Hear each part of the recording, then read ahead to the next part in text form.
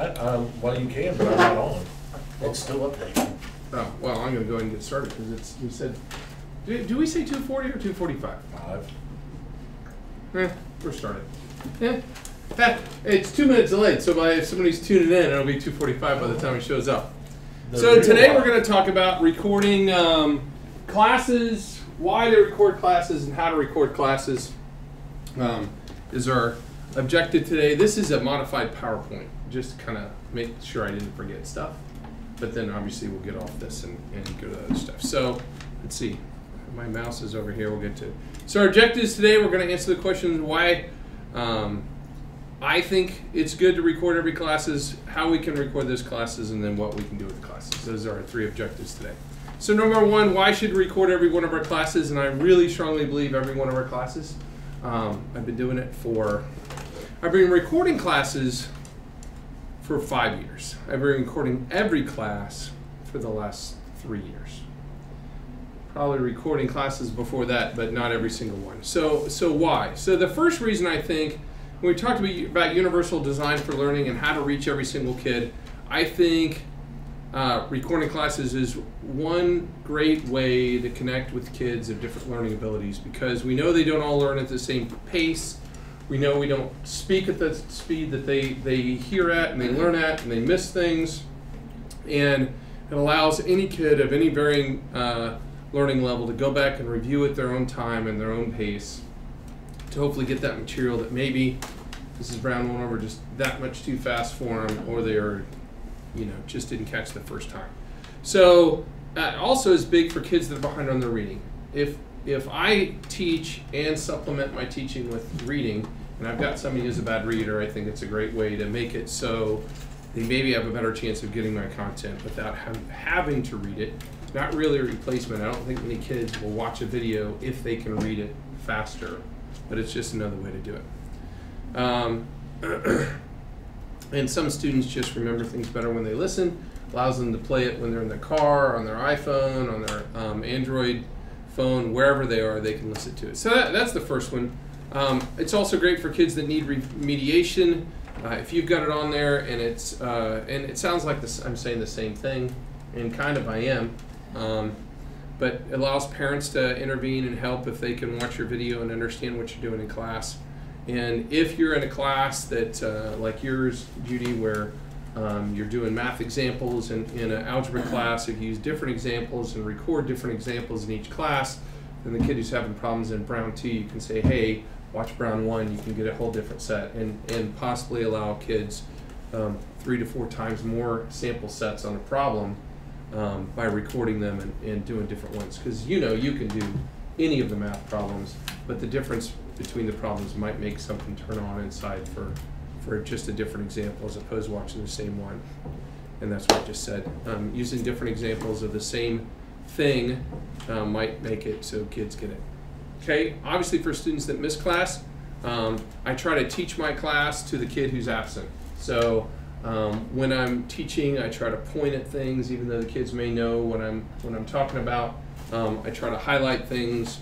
When I'm writing, I try to use different colors if I need to for steps. That's one of the big things I talk about on math problems, is having set colors for steps of the math problem so they can visually see that that's what she did first, that's what she did second.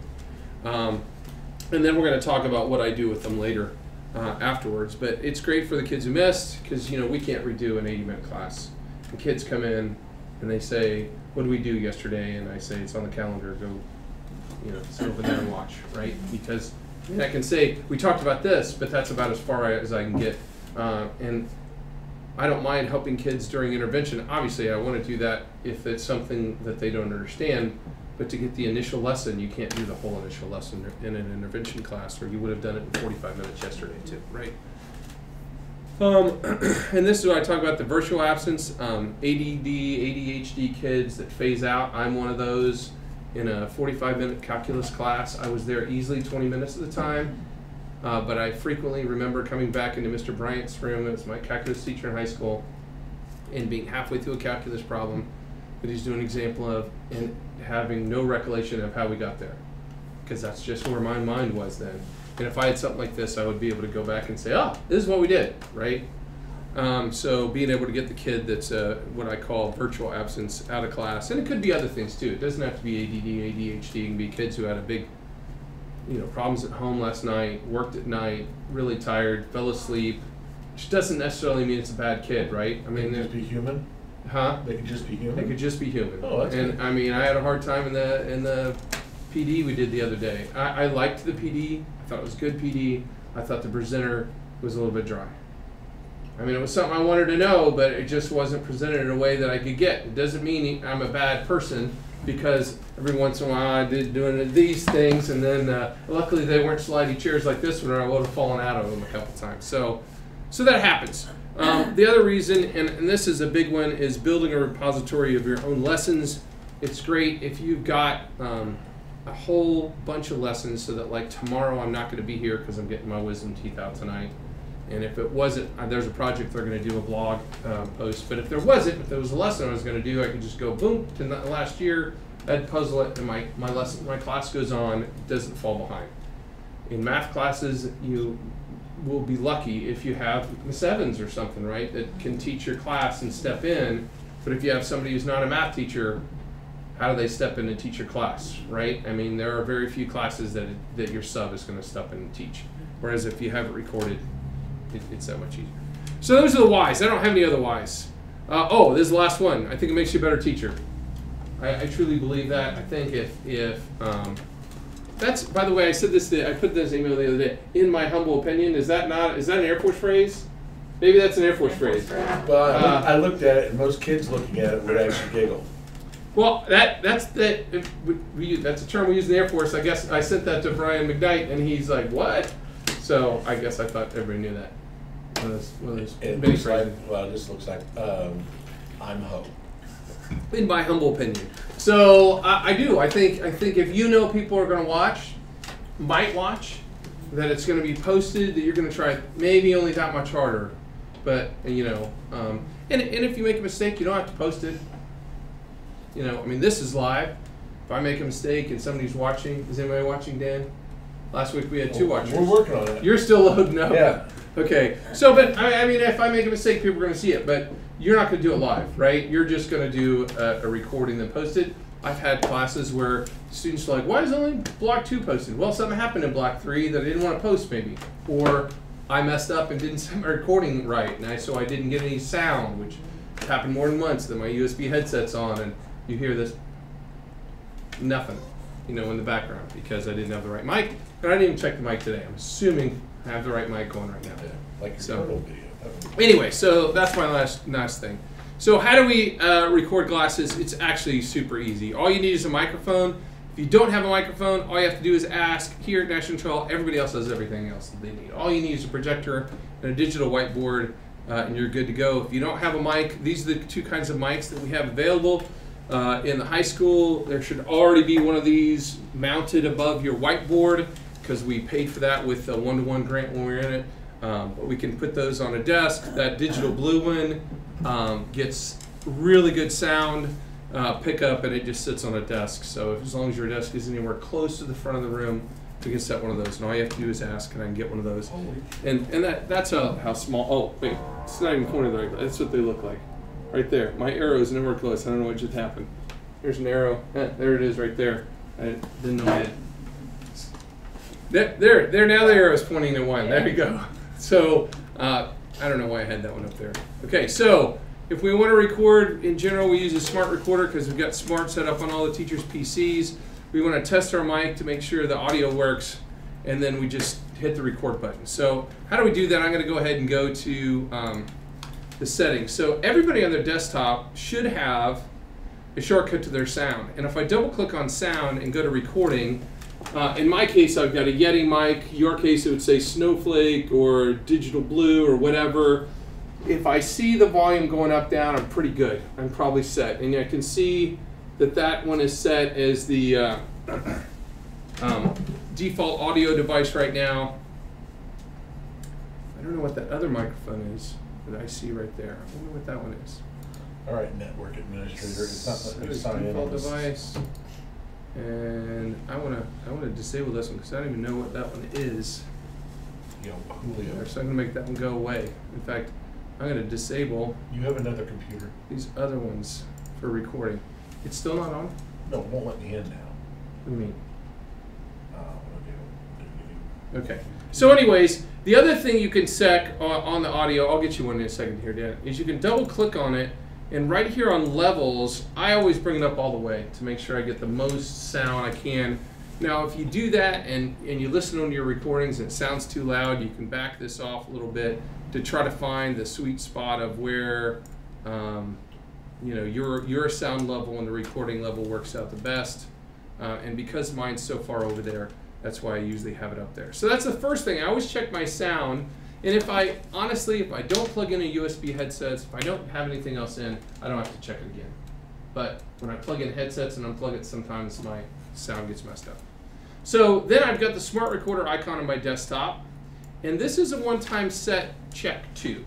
Normally, when I'm going to record, all I have to do is hit record. It says what screen. If you've got them mirrored, it doesn't say that. It just lets you hit OK and hit record. But one time you have to set to make sure the options are set right. Right here, the second thing over under video format has to be set to smart recorder video. It defaults to this Windows Media video files, which is lower resolution, and it's recording like this, and then when you hit stop, it goes and it takes forever to convert it into that. So you never want to be on that one. You want to be on the smart recorder video because AVI file is just fine to upload. In fact, it's higher quality. Just fine to upload to YouTube. So that's the biggie. The only other thing I would say while I'm here is I go to my target files and see where the recordings are going to go. I have them in a folder called recorded video.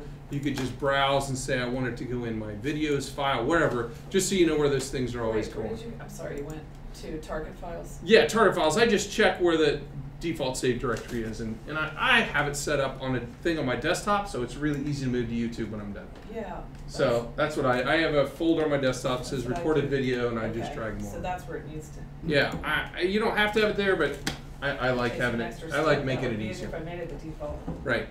So then all it takes is hit record when you go, and then when if you have a break to do something in the class, you can hit pause, and when you're ready to go again, you can hit record again. You just have to remember to stop, which is a gotcha. It sounds silly that people would forget that, but frequently people forget to stop their video. You still can't get logged on? No. What's it say? 21S, whatever it is, the only thing I can see that's on there. And every time it does that, it says log on or another means, all right, and contact you. I'll open it up. I'm sure it's on the network.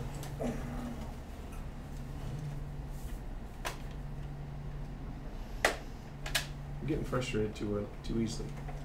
Okay, so then it's just stop, and that's it. And in my case, it goes to wherever my recorded video folder. It automatically shows it the time and the date that you stopped recording. Okay, so I just hit save, and it saves, and that's it. Now, if you had not switched the video format, that's when all of a sudden it takes forever to save it. How?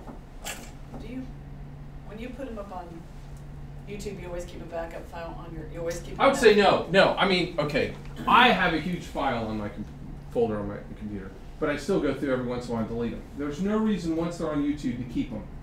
You can download them anytime you want to from YouTube. Right. The owner of the YouTube video, if you're on Chrome, only download using Chrome because it puts weird characters in it if you don't. But if you're the owner, there's a download button. You can download your own videos anytime you want to. What's it say? I know why it's doing that. Because of who I am? Huh? Because of who I am? Yeah, because you're not a teacher. I mean, because you are a teacher. Why do we do YouTube instead of video? Is it? Because it's way better. Okay. It is. For several reasons. Their servers aren't as good, so they get bogged down, they get slow. Their site isn't as universally accessible on all devices. And really, the whole point is to make it so kids, and Vimeo doesn't embed in Moodle as easily. So, I mean, there's nothing wrong with that site, but it's like people used to try to use TeacherTube. And now I haven't tried it in the last year and a half. TeacherTube worked great for about a year. Yeah. And then they just don't have the money to keep their servers and their bandwidth up to a point where you're not buffering, right? I have never buffered on YouTube because of YouTube. The only thing about YouTube that TeacherTube did was you don't have any of the extras. You don't have any of the extras anyways if you embed them in Moodle. Well, that's true. The only time you have them extra is if you just make them go to YouTube and watch them. Yeah. So you don't have any of that stuff.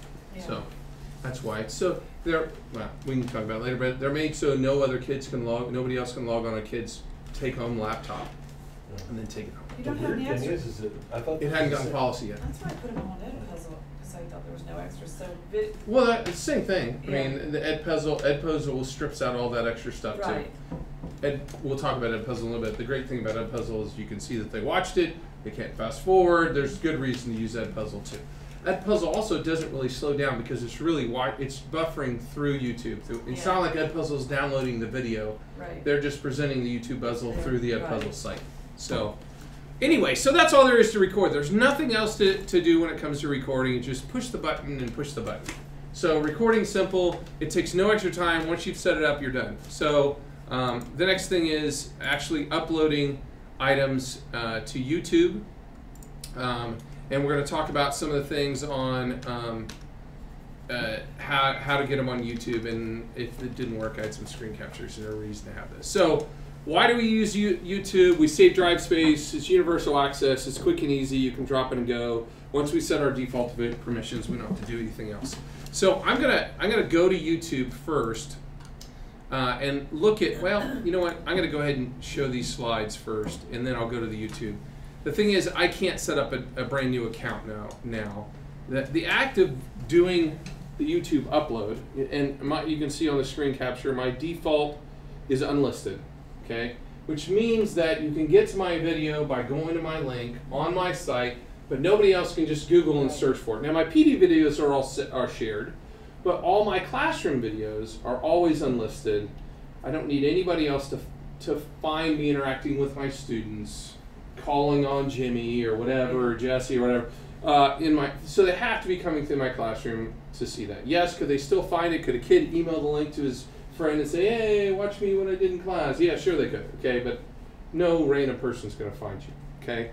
So the act of uploading is just I have my folder and I just drag it over to there and then I'm really done. As soon as I start that, as soon as I do it, I get the link to post it into YouTube, even while it's uploading, and on the Moodle, I can put it on Moodle and then I'm done. So if we go and do it, and you've never done it before, you have to create a channel. And you have to, it used to be that YouTube, you could only create one channel per account. Now you can have multiple ones. So you could have a channel for algebra, you could have a channel for geometry, and you can have a channel for algebra 2 to separate your videos. And I honestly would recommend that. I think it's easier for kids if you have stuff on your channel that's all separate. I've been trying to, now that they let us do separate channels, I've set up a separate channel for my advanced tech than my hardware. So you don't have to. I just think if your kids went look in algebra, knew it was Mrs. Brown's Algebra 1 class, they know, boom, they're in Miss Algebra, they know where they're at. So anyway, so you have to create a channel, and then the first time you go to upload, there's a little button down here that says increase your upload limit. YouTube's limited to 15 minutes. After you do this, you're limited to 12 hours per video. That's right under. That's right. Here's the upload page, and right down here it says, want longer than 15 minutes? Increase your limit. And if you click on that increase your limit, all it does is let you put in your phone number, whether it's, you can't do it at school because it doesn't do extensions. So you can do it at your home phone number, you can do your cell phone, and it will give you a 6-digit code, and you put it in, and then your limit's released. They just want to know you're not a bot trying to make many YouTube channels. So, and you can only use the same phone number twice per year to open one up. So right now at home, you can make 2 channels and opened up with your home phone number, and then you have to use your cell phone number if you want to do 2 more, and then you have to make up a Google phone number to make, so just so you know that. So, but it's right here, see, important, up to 2 accounts can be verified per phone number per year, says at the bottom. So I would highly recommend that. And you can either have them call or text. Either one works fine. Once you've done that, you just put in the 6-digit code, hit submit. It says now you're unlimited, and it doesn't say it anymore to increase your limit once you've done that. So after that, you can go and set your stuff, and I'm going to show you how we set that. So I'm going to go to my YouTube site, and I'm going to go to my classroom one, and I have to go to YouTube first. And here's just so you know, when you go to let me go to my site. When you go and you see these accounts, so this is me, B-Pool, and I have one for the school, and I have a hardware class one, I have a tech PD one, advanced tech one, so I have a bunch of different ones. The base one is the one you have to be on to see verified videos. So when it says this video is approved for National Trail, log on. I don't know why, but YouTube doesn't understand that this is me and this is me and this is me and this is me and this is me. It only understands that this is me. So just so you know, if I'm trying to see something that says you need to log on to your school account, it means your base school account, not any school account, which I think is. Those are channels? Yeah, those are all different channels that I made. So I'm going to go and go to. That's a channel too, right? But that's the one it recognizes, the bottom one. Yeah, that's just me. That's my base YouTube channel. But this is my hardware class channel that I have my stuff set up on. So I hate the fact that it does all those. Yeah. Extras. Extras, yeah. I want to just go to my channel. That's what I keep trying to do, and I'm not doing that. Well, Okay. That's the problem, is that those recommended ones are in no way, shape, or form connected to Anything you've ever watched. Yeah. Right. No, they're just trying to get you to go to ones that are monetized. If they were, that would be great. Yeah. Hey, here's something that's right up your alley, but no. So anyways, if I hit the upload button right there, and that's it right there for my class, it's going to come up here. I've already verified. This one is set to public, and then I'm going to go and set my my upload stuff. So so I thought I already had this set to. Oh my gosh, Dan, why am I going crazy? Where do I set my default? Because I thought I already had it set as. It's on the, isn't it on the page, the manage?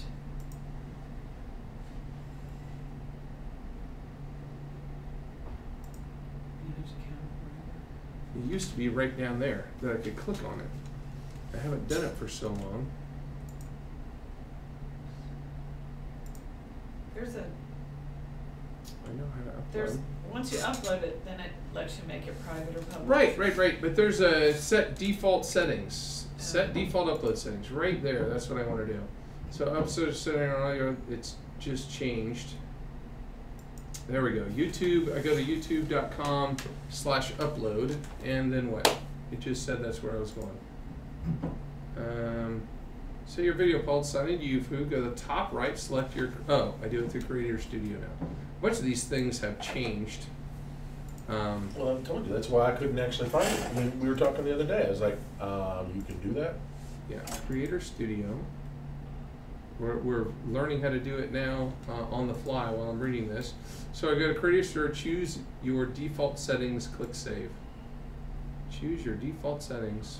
It's not on the gear that's actually there in the studio? Well, that's what it said. It said, Yep, did you see? sign to the top right, select your account, icon, Creator Studio. In the menu on the left said Channel Upload Defaults. See there, I thought it was under Video Manager before. You were just in. Do you see it? I didn't see it there. Go back one page where you were before. Oh, no, skipped it now. I love it when I'm. Oh, Okay, right look, there, look. right there. That's where it's saying channel. So I click down on the channel and upload defaults. Okay. So here's where I could set my default as unlisted. I already have it set as education, license, standard YouTube license. You don't have to allow comments. You don't have to allow ratings. You don't have to allow to monetize. I don't know why I have that checked, so I'm going to check that. And they just changed it, right? So maybe some of these things got reset. All except potentially inappropriate comments. That sounds like a reason to, yeah, we don't need inappropriate contacts. So overlay and video ads, no, I have all those sponsored things unchecked, which should mean that I shouldn't get any of those things on my personal videos. Automatic, mid-roll ads, no. I got all those things set up. Video language, they're all going to be English. Caption certification has never aired as my default. Allow views to contribute. Nah, I don't need to allow them to contribute. Make videos to sure. I don't care if they're public or visible. And I'm not going to have a default title. Maybe I want to have default tags. Computer, hardware, since I know that's what the class is. That sounds like that's good. Is there anything else on that I might want to set? As far as tag, it depends on how many people you want to see it. Well, I'm not really tagging it for. I'm not tag looking things at. that I already have it unlisted, so the tags aren't going to help anyway, right? Yeah. And unlisted, by the way, doesn't mean they can't see them if they come to your page. If they come to your page, they can still see it, right? It just means they can't search and find it. So if somebody's subscribed to you, they're still going to be able to see it if it's unlisted. I don't use private unless I'm really trying to hide something. Private means the only person that can see it is a person that you personally invite, send an invite to their email, and they log on, and then they can come and see it. So there might be a reason, like you have one that you want to save because something happened in class, but you don't want anybody able to see it, maybe for something like that. I mean, if you're recording the class and then there was a huge classroom disturbance and somebody got in trouble, maybe you save that one as private so the principal ever comes in and says, hey, what happened in that class? You go, oh, here's what happened. Yeah. But not share it online, right? You have your own private playlist of music. What? You can have your own private playlist of music. You can have your own private playlist. I guess that's a reason to. Okay, so I've already hit save. So those are my default settings right there. That was a little convoluted to get to. Let's go back. How do we got that? So we went to Creator Studio, which is the new setting things. We went to download on channels, and obviously I should have gone through this before, and then we went to upload defaults, and then we can set what it's going to be there. Now once I've done that and chosen education and that kind of stuff, I can even put in the description, you know, daily computer hardware A+ class at National Trail High School. Well, it's good to note this is a one-time deal. You don't have to do this every time you come in. And that's what I'm saying. That's almost why I want to do this. I can edit the description on any other video I want to, but maybe I put that on there and have nothing on the title. So we're done with that as far as that goes. So I set that default stuff up so that I can upload it, and then from then on, whenever I upload, I can change the name, I can change the description. It's going to be whatever name of the file was you uploaded. So it's going to say March 6th, 25th, whatever the time was when you uploaded. And you can change that or not change that. It doesn't matter. You can put it in a description if you want to. The default's going to be, because of what we just did, the default's going to be unlisted. You can change it if you want to. And we're going to talk about playlists in a little bit. You can add it to a playlist. So you've got chapter playlists by chapter. You could do that if you've got them. And Dan likes playlists, so you can find stuff later. Okay. I used to use playlists and post playlists on my chapters on Moodle. I don't do that anymore. Now I just take this address right here and open it up and post it to my calendar when I'm done. And while it's uploading, I can go ahead and open that new window and be done with it while it's still uploading, and then just minimize the page and go greet people at the door. So I literally can have it done before the class is out of the room and be over there at the door before the next class comes in. So it's really that quick. I would say these advanced settings you don't even need to worry about because we just set those up with the default. So what do I do with the recordings after we're done? There's a whole bunch of things we can do. And in Moodle, it's really, really easy to post them. So I'm going to go ahead and post that video that I just made, okay, just to show how easy it is. So if I'm going to upload, and it's going to go almost too fast, and it automatically goes to the last place I uploaded from, which was just my recorded video, and I don't know why I just did that. So let's just go here. I'm going to add the one. I think I saved it. Did I save it, Dan, when I stopped? There's so many in here. There we go. So I'm going to upload this video, little tiny video. It's going to be worth nothing, but already it's all done, right? So I can go and take this, and this is what I do. I open it up in a new page, and it's got the address. I can already take the address right here, and I can go into Moodle, and in any place I want to, I can put that in right now. While it's uploading, while it's processing, all that stuff, the first place I put everything is in my calendar. So my kids know, and I'm going to go back to February since we haven't done anything. This is the first week of March. My kids know that any day that they missed or any day they want to review, they can just click on that day in the calendar, and they'll get the video for that day. So they don't have to look around and say, well, what did we do that day? They just need to know the day they missed. I put in there what happened that day. It was actually, this one was a presentation day. But the act of adding them is really easy. All I have to do is hit new event. If I want to put whatever I want to put in there, but all I have to do in the description is post that address, but the end here is no good. So we want the YouTube through the letter and. That part is junk and can't be on there. So you have to take this off.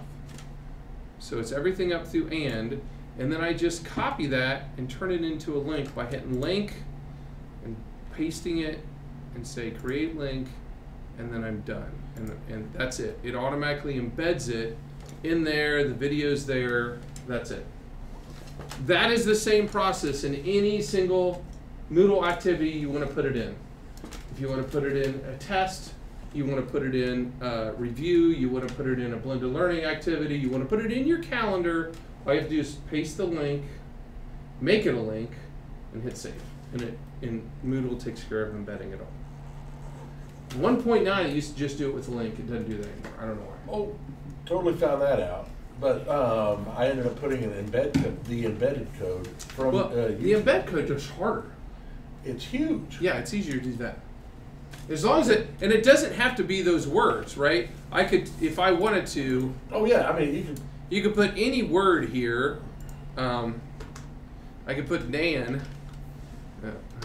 It doesn't matter what it is. I just have to have something that I highlight and link and put the words, the YouTube code in, and now Moodle's going to turn that into the YouTube video code. Just has to be a link with the YouTube code in there, and there's no lead-in ads, there's no ads on the side, there's none of that stuff when I post it in Moodle. So that's why I don't like them going to YouTube. They still can. You know, if they're watching this video, they can obviously still hit the YouTube button, but they can also just go full screen if they're like, it's not good enough. You just go full screen. They're still not getting the ads on the side, but there's nothing to keep them from hitting the YouTube button, and now they got the crap on the side. So, of course, if I want them to subscribe, maybe I want them to go there. I don't know. I'm gonna delete this real fast just so I don't have that sticking out there. That's all it is to add it to your calendar, and that's why I'm saying it just doesn't. When I hit new event, it defaults to today, so I don't even have to put. I don't have to put in a time. I just throw it in there. Were you gonna say something, Dan? No, I've actually had recent YouTube videos that will actually just go straight audio and white screen on the video part of it. It's really weird, and I don't know if it's the problem based off of how the embedded video is playing. I don't know. I've never had to do that with doing it just this way and letting YouTube. That makes me want to go back and reevaluate those. Yeah, well, because it used to be, I don't know if you were here on 1.9, but before we upgraded the new version, you just dropped it and hit save and it turned it into the video. You never had to make it a link at all. I don't know why or what. I did something back when we had version 1.9 that made it do that. I just don't remember. It was so long ago. I probably changed something in the Moodle code to make it happen automatically. Yeah, that was so far away from 1.9. It was more like 1.999. Yeah. So, I don't know. So, other things that we can do with it. Obviously, I'm just throwing it in the calendar as an initial thing because that's where I think the students are going to get an immediate benefit from it. And I will be honest, kids ask me probably once a week. Why every other teacher doesn't do it?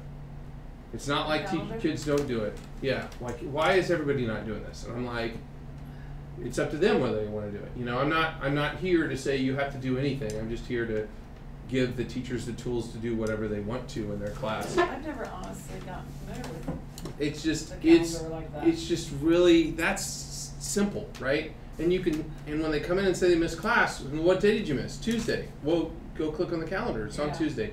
Now, if you weren't here and you had just Google, you could post it in a Google Calendar. You can put it in. I mean, you can do the embed code, but this is easier than the embed code. That's why I don't even teach the embed code.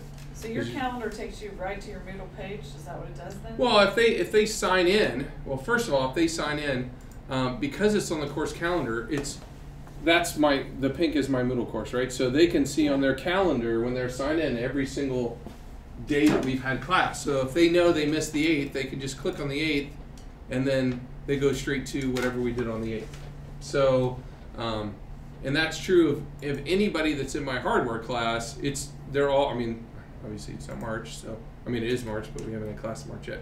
But they can see all the days that we did everything. And not all those days are recorded lesson. I was gone that day, so you know it says I'm an OATC. You're supposed to be doing hard drive bend. So they're not all videos. This is just what they were doing. Yeah. Well, was it The reason I'm OATC? confused because my first year, that's how I had Moodle set up by the day. But then you said it would be easier to do it like the chapter. No. My course is still set up the same way like we're talking about. My course is still set up by chapters. I mean, they still are chapters, but when I assign things, they're assigned and they go on the calendar. Every single thing that's in my, and we're getting off task, but every single thing that's on here has a date that it's due, and so it automatically shows up on the calendar.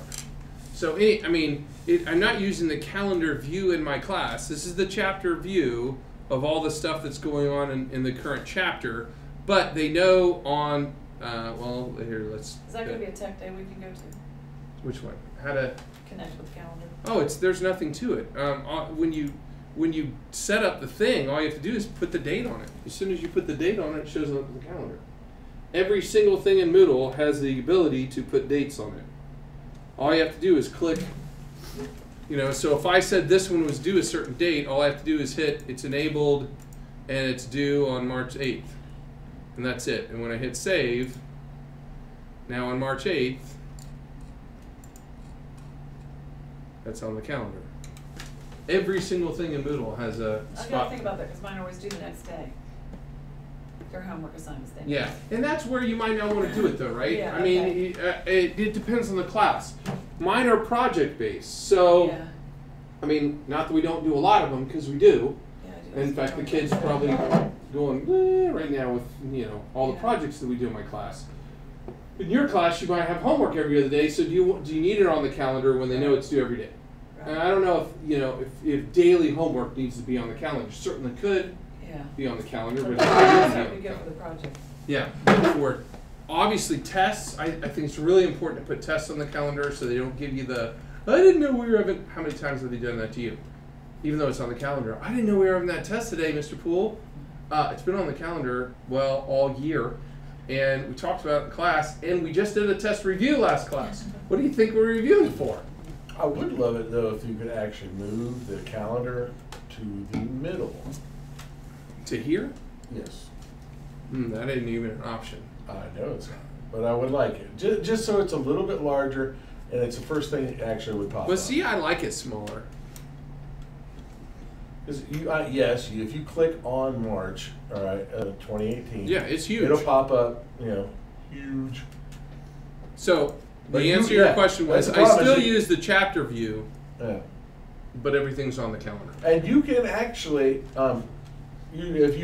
as your page is set up in Moodle, you can actually de-emphasize the calendar by moving it further down, or actually docking it. Well, they can dock it. You Yeah. can't dock it for them, though.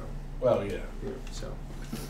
So I already said this. We can use it in anything we've got, and I think I already should. So we just get the address and drop it in there, and you can drop it in any kind of activity. Now, there's a bunch of different activities that you can use it for besides sub-day lessons.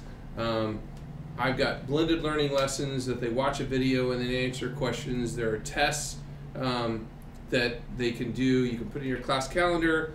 You can put it in Google Classroom. You can do it for blended lessons, flipped classes, blended activities, intervention assignments, sub-day activities, which are great in my opinion, review assignments, E-Day lessons I think they're great for.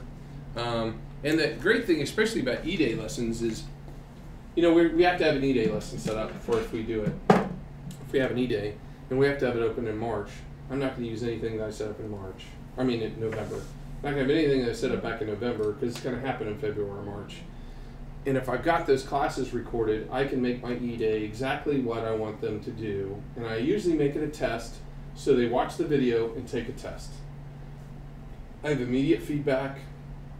I have an assessment that I know whether they watch the video or not. Or you could dead puzzle it and do the quiz and dead puzzle it. Either one of those. So That's what I was going to say. And I guess, do we have time? We have time to look at that puzzle. Do you have any questions, Judy? First of all, there's nobody else online, is there? What is that ringing sound?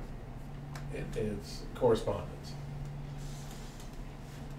Oh, it's your phone. Okay. Yes. So we've got all these things, and really, I like using them for blended activities, but one of the things that I have in my one class, and they have to make these videos in my advanced tech class, is when we do, go to laptop tech, and in the laptop repairs, I made them make their own videos on how to do stuff. So they have video assignments where they've got to go, and now I've got better cameras to do it with than I had before, but they've got to go and instruct through so that somebody else could go and replace the last laptop screen on an E6500. So this is, I'm not playing the audio right now, I don't think, I don't have it on the right channel, but how to go through and replace the laptop screen on that particular kind of laptop. Now, obviously this is very specific for my class, but you can do the same thing on how kids, you know, instruct their way through this kind of, the math problem or chemistry problem or physics problem or I record the whatever. experiments when we do them because they need to get the data. So I just Now, use what the are library they? What are they cameras. using to record this with? I use the library cameras. that's on their phone. They had one of the kids use a phone. All right. Now I went and got a couple more cameras because those were only $30. What if I wanted to do? What if I wanted them to do something in the screen capture? In screen capture. Yeah. They can do that. They can do it Yeah, they have a smart notebook on all the school laptops. Yeah, on desktops they I do. think they're on They those have too. them. The students have them. I'm pretty sure. throughout the whole building. Yeah, I mean, Sometimes I get answers from him and then find out that I'm only those. I don't. You'd are- have to look. You'd have to look. We but have it, it at the high school. Okay. But I don't know. yeah, I would think so. It's the same image that we used to use. All right, it's one of those things that I would prefer. You know, I would prefer them offering an instruction on how to do something. Yeah, they could easily do that. Microphone. And yeah, you'd need a microphone. Again, all you have to do would be that. But see, that you'd need. I think if you were going to do it in your whole class, you'd need headset mics or something. Again, you got to find them. We need to find that bucket of them. Where's that bucket of those USB headsets? Yeah, we're off topic. All right. Okay, let's talk about Edpuzzle. So the last thing, is a couple things. Is playlists, and this was something that I think Dan didn't know, was that you could make playlists that automatically add for you. So you don't have to go down them. So like, I'm going to go to my playlist on chapter 7. So let's see, video manager, and so I'm going to go to playlists, and I'm going to go to my chapter 7 playlist. I'm going to edit it over here on the right hand side, and now I have to find where I did this before because, let's see, no, not there. Where did I do that at? Where did I do that at, Ed? I mean, Dan? There is a, okay, so I'm at the, is it under playlist settings? Yeah, what are you trying to do to your playlist? The automatic, oh, there we go, auto add. So I can add a rule, and I'm going to say if the title contains chapter 7, of course I got my caps lock on, chapter 7, or if it contains the word hard drive, or if it contains the word CH7, or it contains CH7. All those things, if any of those things are in the title of a video, look, it says just found 5 that match that rule already. Do you want those added? Yes, I do.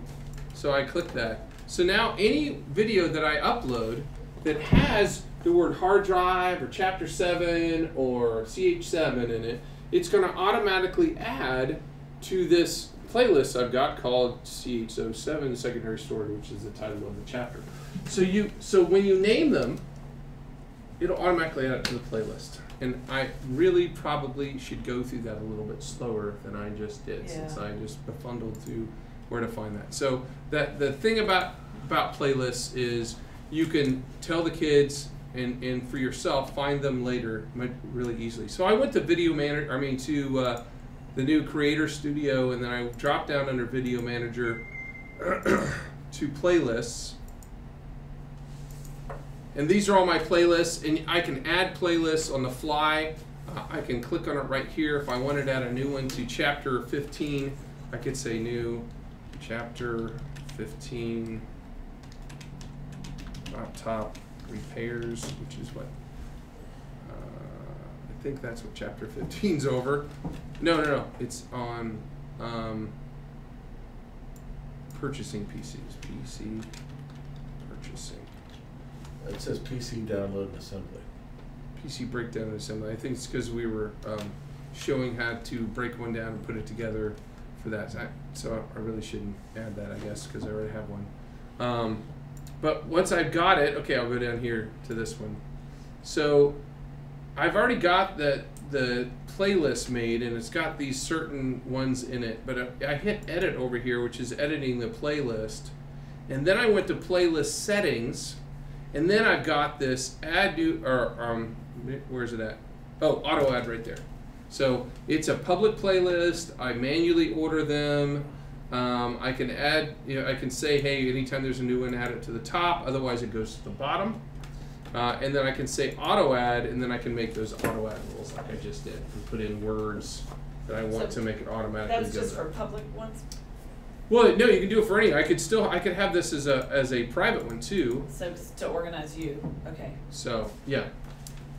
So and just because it's unlisted doesn't mean they can't see it. It just means they can't find it through a Google search of YouTube. Yeah, that's right. And they can still come to my site and see the playlist, okay. right? Which is really the way these should be set. I should have them all set as unlisted, so that you can only find them if you come to my site.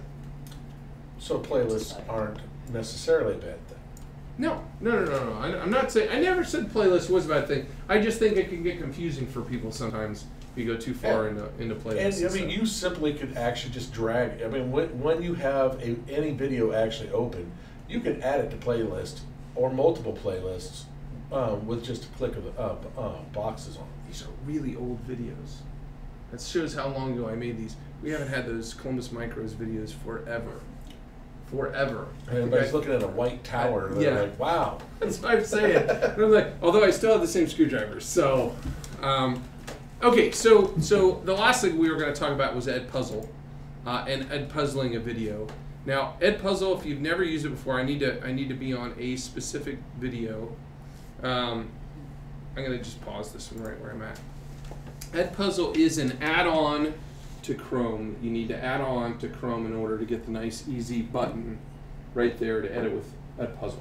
So all you have to do to add Edpuzzle is literally you could Google the words Chrome Store and Edpuzzle, and it'll take you right to top thing, Edpuzzle, Chrome Web Store. You click on there. I don't have the add extension button because it's already added.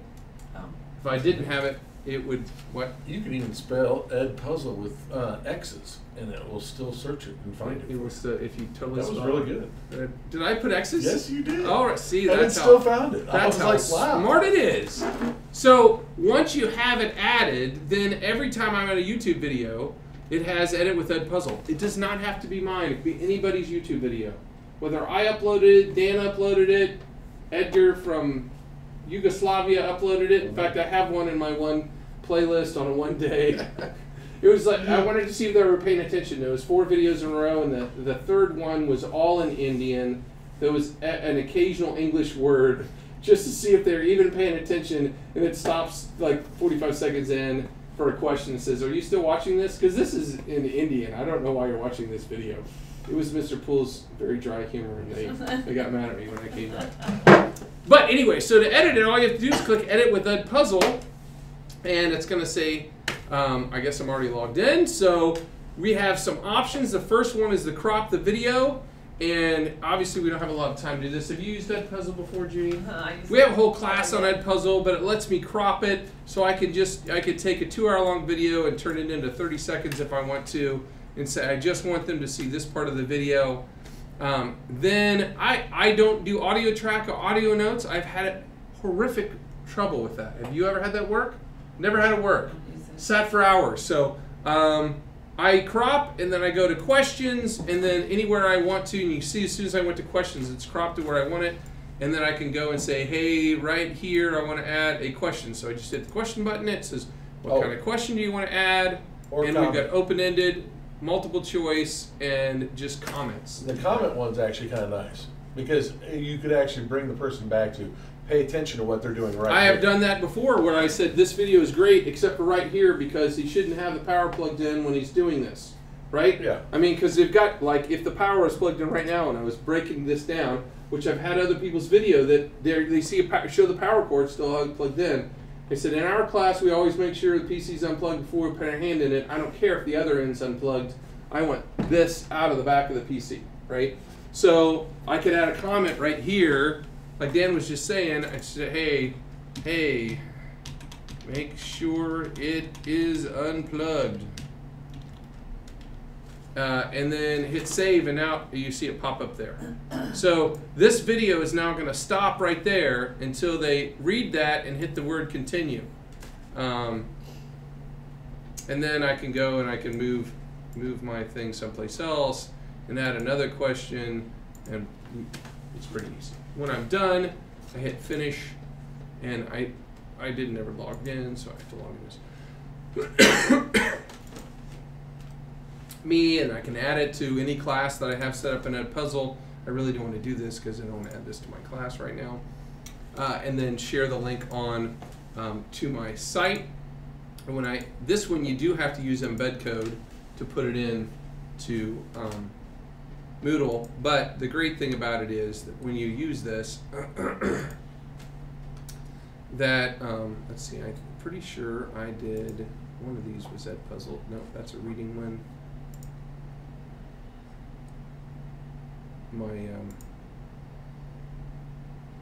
Yeah, that's Edpuzzle, but it wouldn't show up like that. So when they come, they just changed their icon. Didn't they? Yeah. They just changed that. Yeah. They changed about a month ago. They changed the whole. That's funny because they just sent me an Edpuzzle. They sent. I got a whole bunch of Edpuzzle stickers and stuff because I use Edpuzzle so much. They sent me a T-shirt.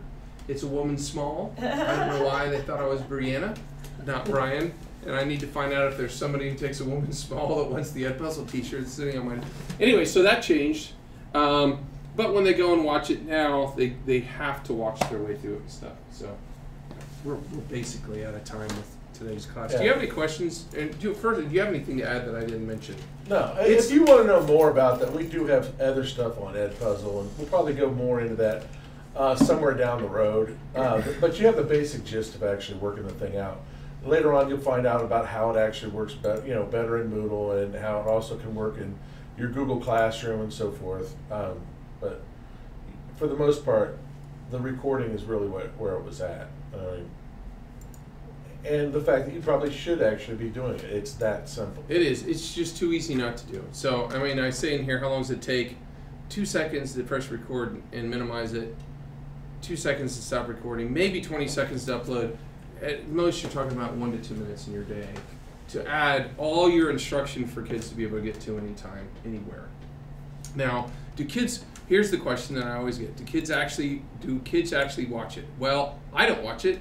So if it's getting watched, it's by my kids, and we can go to the analytics. You'll see that they're not watching an 80-minute video. They're watching 5 minutes. They're going to it to find the one thing they didn't understand, they didn't hear, they missed, and that's all it's there for, right? It's not there. I mean, not that there's never a time when the kids miss the class and do I get the analytics now?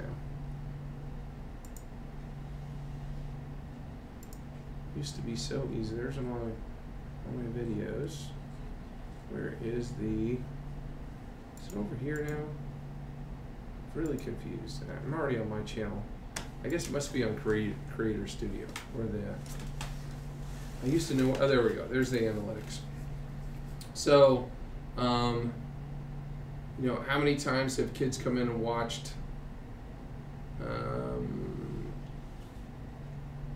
the last month?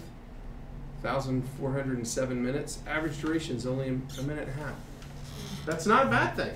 Just they're watching what they missed or what they didn't understand. You know, obviously there's kids clicking in and clicking right out. Yeah, I made your revenue's up a penny. Well, the revenue's crazy anyway. So, but that's, you know, 1,000 views in the last month. It used to show all time. How many subscribers you got? I don't have many. I need to make them all subscribe. It should be like, you must subscribe. That's funny. That's the most watched, and that's not something we do anymore. Obviously, somebody else was watching that, trying to figure out how to install. No, I actually ended up having that with my social studies class. Was having so many other people outside of the school also watching it that they're still subscribers, but I have over 1,000 subscribers. Let's see the lifetime. Let's look at the lifetime statistics. So, 81,000 minutes, 37,000 views. I mean, it's not, and they're mostly unlisted. So the kids do go to it and watch. I'm not saying they're doing it all the time, but when it's there, available for them. It's there for me later when I need it, and you know, there's no way you're not doing what you can to connect with your kids if you're recording the classes. And if the parent's like, I don't know what you're doing in the class, I can't support. Well, you can. Just go on my site and you can get it real easy. Okay, we're done.